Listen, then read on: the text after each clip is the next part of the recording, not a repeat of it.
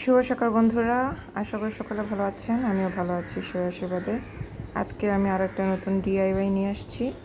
এটা হচ্ছে উল দিয়ে ফুলের কাজ করা এবং আমার সেই বিখ্যাত গুণাতার সেটা দিয়ে। দেখেন, আমি উলটাকে 15 বার হাতে পেঁচিয়ে নিয়েছি।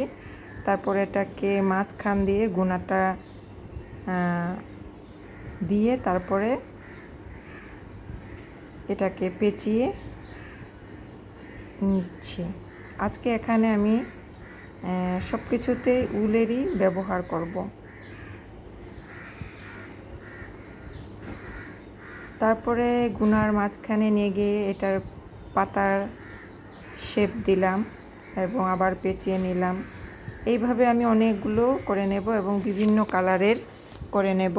আমার কাছে বেগুনি, সাদা, লাল, সবুজ বিভিন্ন কালারের উল আছে। সেইভাবে আমি করে নিচ্ছি।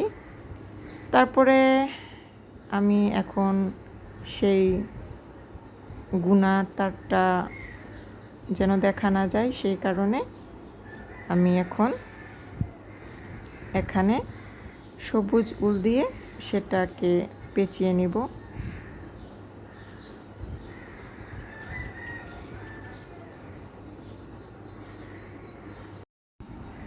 এভাবে গুণাটাকে পেঁচিয়ে নিয়ে আমি শেষে এই উল দিয়ে গিট দিয়ে নিয়েছি যাতে এটা খুলে না যায়। আপনারা আঠাও দিতে পারেন, গিট দেওয়ার পরও আঠা দেওয়া যায়। তারপর আমি এর যে পাতা, সেই পাতাতেও সেই সবুজ কালারের উল দিয়ে পাতাটাকে পেঁচিয়ে নিলাম, পাতাটা কমপ্লিট করলাম।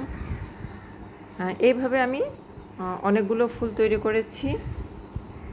এর আগে আমি শপিং ব্যাগ দিয়েও ফুল করেছি। আসলে এভাবে করে পড়ে থাকা জিনিস দিয়ে আমরা আমাদের ঘরে সৌন্দর্য বৃদ্ধির জন্য করে নিতে পারি বিভিন্ন হাতের কাজ।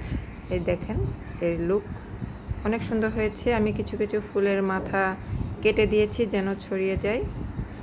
আশা করি সকলের ভালো লেগেছে। সকলকে ধন্যবাদ সাথে থাকার জন্য।